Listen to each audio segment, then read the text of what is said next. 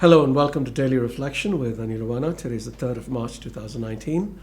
We're going to reflect on Luke chapter 6, 39 to 45. Jesus told them a parable. Can a blind person guide a blind person? Will not both fall into a pit? A disciple is not above the teacher, but everyone who is fully qualified will be like the teacher.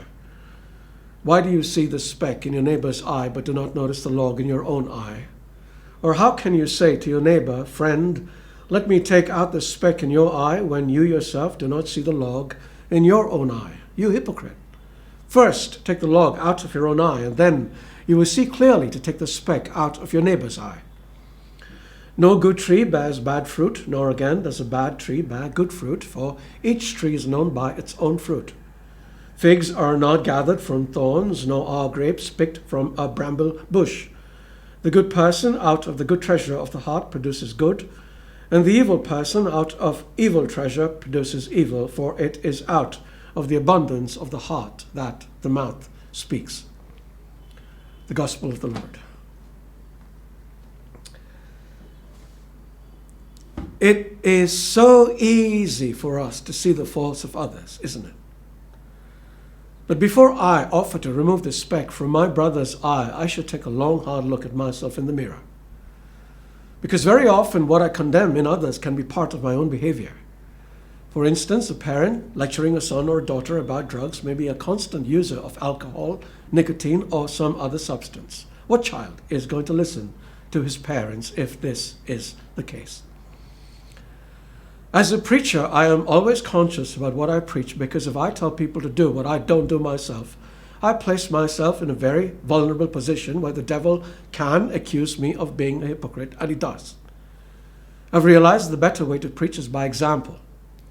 If I don't harbor unforgiveness in my heart, if I don't show resentment towards my enemies, if I'm charitable and kind to those less fortunate, then others benefit directly and indirectly by my efforts to clean my own heart. Now, I want us to think about something. Jesus doesn't say we shouldn't try to take the speck out of our neighbor's eye. He tells us to first take it out of our own eye so that we will be able to see clearly to take the speck out of our neighbor's eye. There is another reason that is equally important. We learn how specks can be removed from eyes when we have removed it from our own.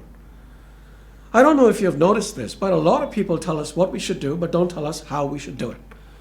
I attended this prayer service a few months ago, and the preacher spoke for about an hour on how we should all bear the fruit of the Holy Spirit because it is a sign that we are real Christians. True. It was a good talk, but what she didn't say in all the time she spoke is how we can bear this fruit.